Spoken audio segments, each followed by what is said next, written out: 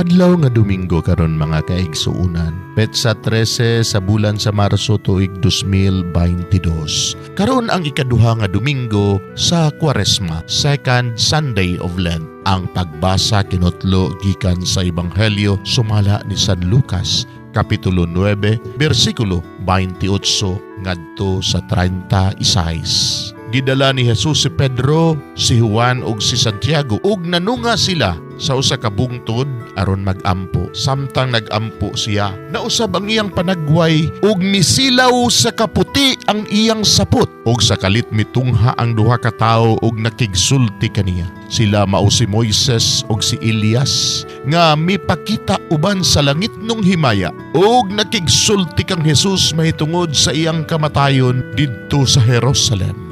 Nahikatulog pag-ayo si Pedro ug ang iyang mga kauban apan nahigmata sila ug nakakita sa himaya ni Jesus ug sa duha ka tawo nga nagbarog upad kaniya.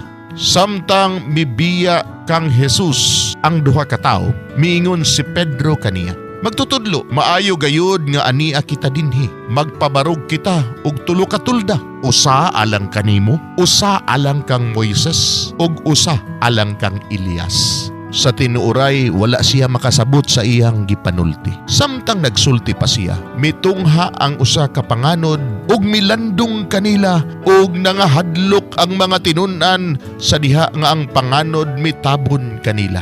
Unya may tingog gikan sa panganod nga miingon, "Kini mao ang akong anak nga akong gipili. Pamatia ninyo siya." Sa pagkahanaw na sa tingog, si Jesus na lamang ang nahabilin. Wala magsaba ang mga tinun-an mahitungod ni ining tanan og ni adtong higayuna wala sila'y gisuginlan sa bisan unsang butang nga ilang nakita. Mga igsoon ang Ebanghelyo sa Ginoo. Daygon ikaw o Kristo.